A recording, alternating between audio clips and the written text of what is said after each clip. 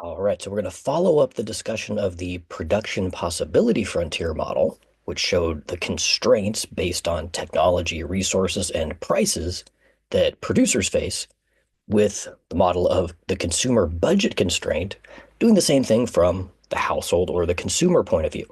What keeps us from consuming more products? Well, it's the limited budget, resources available, and the prices that we have to pay. Now, all this sounds very obvious, but it is definitely a worthwhile model in terms of giving us a shared set of rules that we can use to analyze potential policy effects or exogenous shocks to household behavior. And it's going to be a crucial model to develop our more useful, more sophisticated demand and supply model that, again, is the basis for all economic analysis. So let's start by kind of defining our terms, and again, these models of constraints are half of the solution to the optimization problem faced by economic agents. Right? Again, from the point of view of the firms, they're trying to maximize profits given their limited ability to produce goods and services, those limitations modeled by production possibility frontier. Consumers trying to maximize utility constrained by their limited income or budget and the prices they have to pay for the products that give them that utility. So the problem facing consumers or households, kind of written out, we are always trying to choose the optimal, affordable combination of goods and services, maximizing our utility from consumption. Now, when we talk about an affordable combination of goods and services, we're talking about the fixed budget that the consumer or household has allocated for spending over a given period. Right? So we'll make some assumptions about that, to make this kind of a tractable model, but that's the idea. So putting some notation to it, B is going to be the dollar value allocated to household consumption over a given time period. And that doesn't mean it's all of the money that you have or your entire income for a period. The idea being we've allocated some for savings, set aside some for other purposes, and this is what we've set aside available for current consumption.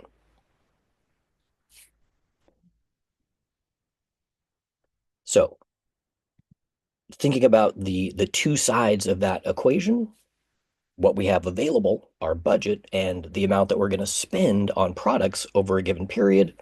Again, seems obvious, but let's put it into a shared workable notation.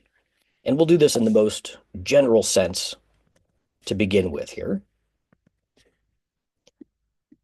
Assume kind of the realistic case that a household or a consumer is purchasing a long list of products over a given period of time. Some number N is the number of items in your shopping list. And we would index those products by some value I. So when I is equal to 1, that's the first thing on our shopping list, milk. When I is equal to 2, that's the second thing on our shopping list, bread, etc. Of course, we're not just talking about groceries. We're talking about education, healthcare, transportation, all the things that a household consumes.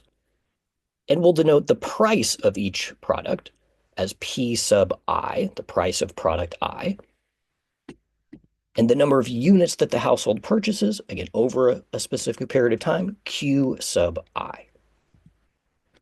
So if we purchase Q units of a product and each unit costs us P dollars, well, then the total spending on that product, I, is going to be PI times QI.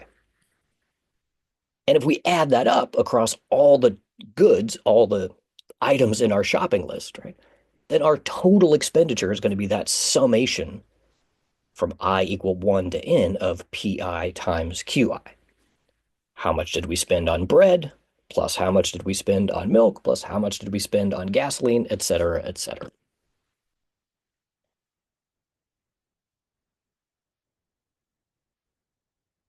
So for the efficient consumer, right, who's trying to, again, maximize the utility based on their consumption, we're going to say that a single consumer, again, a single household that purchases only two products, making this a two-dimensional problem, but we can easily expand the results out, that consumer is only going to be concerned with the price of each of those two products and the quantities of each of those two products, labeled X and Y. And they have a fixed number of dollars be their budget to spend. And for them to maximize the utility out of that budget, well, all that simply means is they're not going to leave anything behind, right? They're going to spend every penny of that set amount that they've allocated to consumption. So this is a set of assumptions that will make this again, a tractable, useful model. Two products that we're going to be concerned with. So two quantities that we have to choose, two prices that are set exogenously to the consumer. They're set by the market. They're out of your control, and the budget that you have available. And that entire budget is spent each period.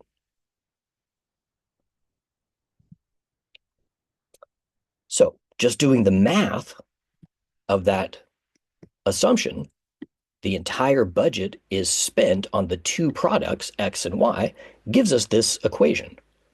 The amount of money you have available is either spent on X, price times quantity, or Y, price times quantity. And again, the things basically under the control of the consumer are going to be those quantities. How much of X do I buy? How much of Y do I buy? The budget, we assume, is set, and the prices are outside of the household's control. So a convenient way to think about this is, let's solve this equation for the quantity of Y. How much Y can we afford for any given level of X that we consume? It'll give us the, again, using the same terminology as the PPF, right? It'll give us that frontier of possible combinations we can afford, and it'll also explicitly show the trade-off between the two. So we just do a little bit of algebra here. We want to get Q of Y by itself. So we move Px, Qx to the other side of the equal sign. We get Py times Qy equals B minus Px times Qx. And that's a fairly intuitive expression as well. How much can you spend in total on Y will be equal to the budget that you started with minus what you spent on X. Everything that's left over is what's available to spend on Y. Now just divide that by the price of Y, and we'll get that quantity value by itself. And this will be the expression, will be the formula that we'll use to show this budget constraint model. Okay. So that's what we're going to dig into now, and we'll look at some examples as well.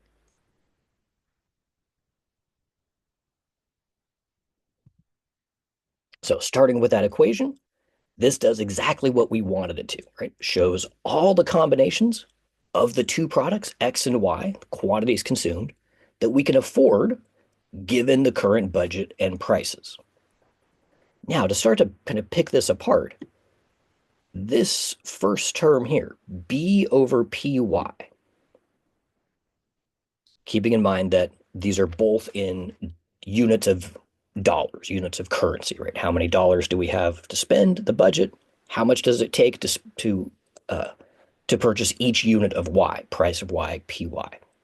That's going to form kind of algebraically our y-intercept in this linear function. What is the maximum number of units of Y that you could purchase? Well, if you spend the entire budget, it'll be B over Py. The budget divided by the price, that's how many units you can afford. So that will be measured in units of Y.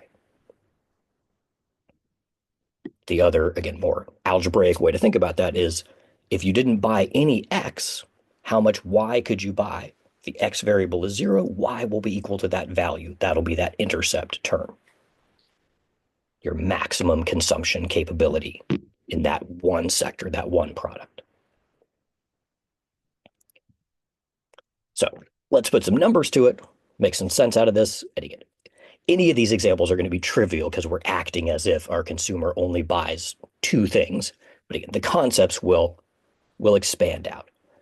And let's imagine we've set aside $10 per week to spend on either of our two potential products, coffee or donuts. And in our little world here, that $10 is fixed, and these are the only two options that we have. And let's add in example prices. So let's say that the price per unit of coffee, we'll call that P sub C, is $2, and the price for a donut is $1. So P sub D is equal to 1. Thinking about those intercept terms, right? The maximum number of units of coffee that we can afford, B over PC, you have $10. Each cup of coffee costs you 2. Well, you spend all 10, you can buy 5 cups of coffee. Likewise, you spend your entire budget on donuts that cost $1 each. B over PD, $10 divided by 1. You spend all your budget on donuts, you can get 10 donuts, but no coffee. So those are the extreme cases of our consumption bundle.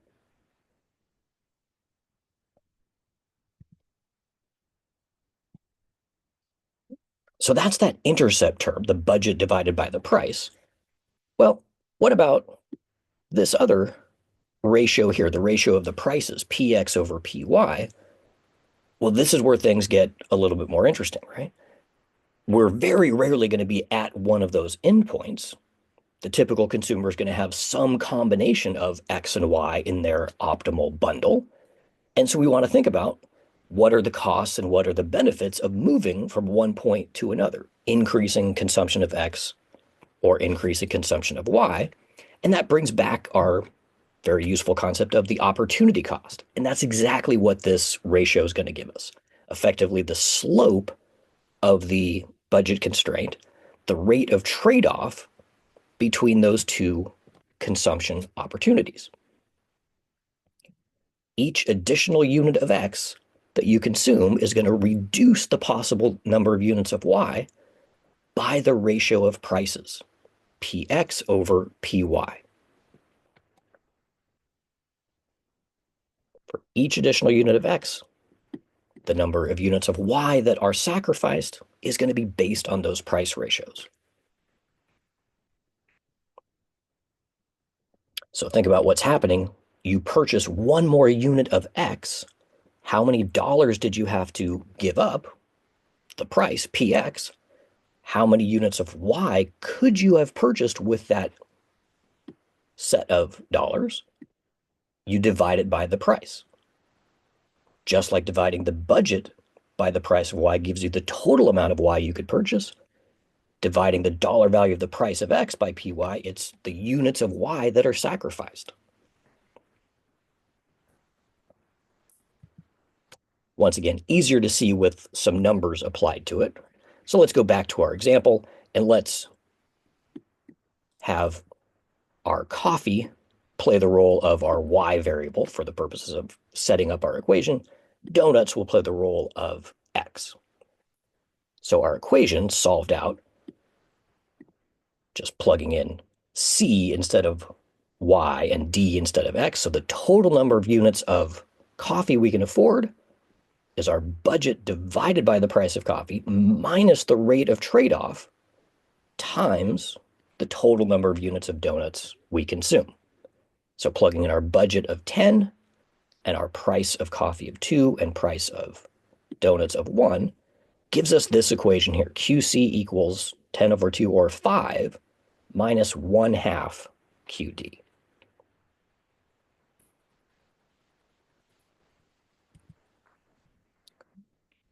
So we see that slope term, that opportunity cost ratio of negative 1/2. What's the story behind that? Well, again, think about what's happening. You buy one more donut, you're spending $1.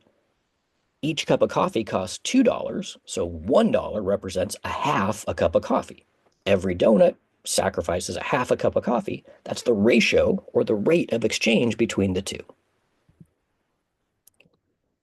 Flipping it around, every additional cup of coffee that we buy costs $2. That could have been used to purchase 2 donuts at $1 a piece. So that's the opportunity cost going in the other direction. It's always that ratio of prices.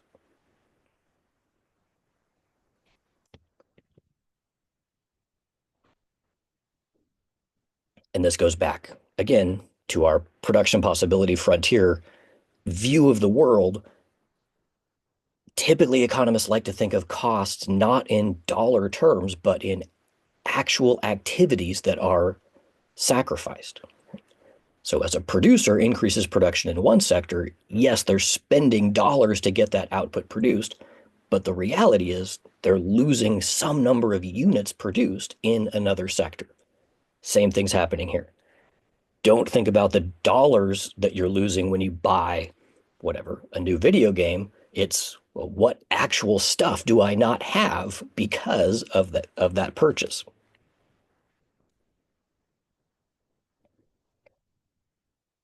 So paying attention not just to the price of the thing that you're buying, but the prices of all the other opportunities, all the other options you have, gives us a much more realistic view. So now, finally, most of the time when we think about a budget constraint or reuse a budget constraint in trying to solve a problem, there's going to be a graphical component to it. Again, just like we saw in the production possibility frontier. So starting with our equation, we have all the elements already in place, right? Our y-axis is going to measure number of units of good y that we consume, so qy. The intercept on that axis, again, is going to be the level of consumption of y when x is 0. So we spend the entire budget b for a product that has a price of py. That's going to be our maximum consumption level here. The intercept on the x-axis, which again measures units of consumption, how many donuts do we buy, for example, qx, our maximum level there is going to be how many units of x could we buy? If we bought 0y, it'll be our entire budget divided by the price. And then that slope of our budget constraint line, the rise over the run, right, is the rate of exchange of those two sectors of consumption. As we increase quantity of x, how much y do we have to give up? And as we see from the equation, that's going to be based on our ratio of prices.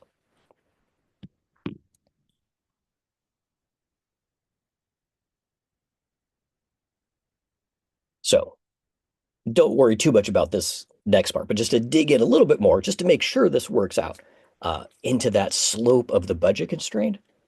Again, because the variables on the axis, right, are in quantities, the definition of the slope is delta y over delta x, change in the quantity of y consumed relative to the change in quantity of x.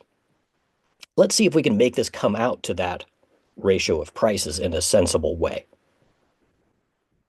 So put things back into dollar terms. Suppose we're increasing our consumption of x by some amount. We're buying delta qx more of x. Well, how much do we have to spend to get that into our shopping cart? It's the change in quantity, the new units that we're buying times the price per unit. So this value here, px times delta qx, that's how much extra spending that it takes to increase our consumption by that value delta qx. Well, now put it back into the opportunity cost, right? How much y could we have bought with those dollars? We divide it by the price. So px times delta qx, how many more dollars do we spend, divided by the price of y? That's going to be our delta qy for the corresponding delta qx. That's the number of units we lose by spending that extra money on x.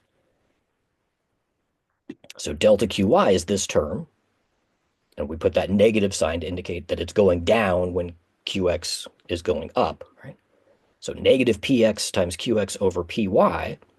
So plug that back into the slope definition for delta QY. When X goes up by delta QX, Y goes down by PX delta QX over PY. Delta QX cancels out, and we're left with PX over PY. So all of that was just to say, see, I told you, that was the slope, that was the opportunity cost. So that's what came out of the derivation of the equation, but it also makes sense when we think about what's happening to the consumer when they make this trade-off. So I feel better knowing that it all worked out. If that's not super helpful for you, that's okay. Okay. So now let's go back to our kind of generic diagram for a consumer budget constraint. And let's think back to how all this started, right? So this all started by assuming that the entire budget was consumed on X or Y, right? Every dollar that we had was spent on some combination of the two. And that's what derived this linear function. So that assumption has to be true for every combination on that budget line. So what we would say is all of the points on the budget constraint or the budget line are quote unquote efficient. They are affordable and the entire budget is used. Right? So for the consumer that's trying to maximize their utility, they're going to be somewhere on that line. For a consumer that, for whatever reason, doesn't spend their entire budget, well, that's going to put them inside the budget line. So those are affordable combinations, but you're leaving utility, you're leaving consumption on the table, you're leaving money unspent that was allocated for consumption. And then the last category, and this will all sound very familiar, right? The corollary with the production possibility frontier is all the combinations that lie outside, farther from the origin relative to that budget line, are desirable because there's more consumption, but they're not affordable, right? So we've already hit our maximum combination when we run into that budget line. There's no more dollars left to spend. So as much as you would like to get that extra unit of consumption in that red area, it's unattainable.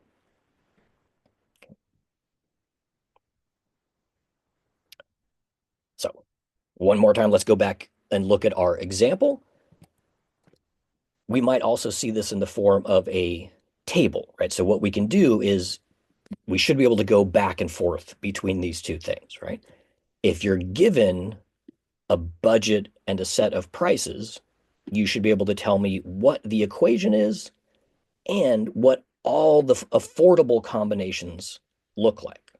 So basically what we're doing is just plugging in different values of QD and solving our equation for QC. So when we purchase no donuts, we have money left to buy, we have all $10 left to buy coffee at $2 a piece, giving us 5 units. When QD is equal to 1,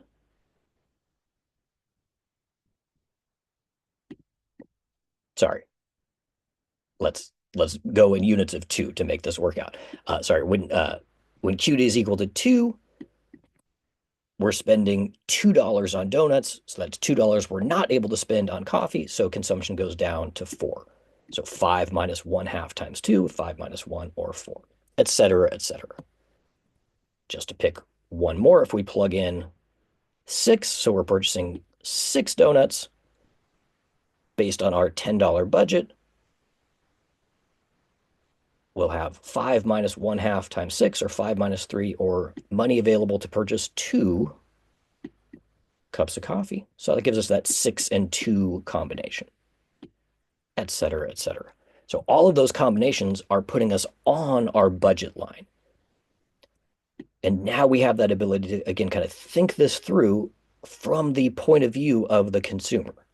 If I make this choice, what is going to be the result? If I buy 6 donuts, the maximum number of units of coffee I can buy is 2, etc., etc.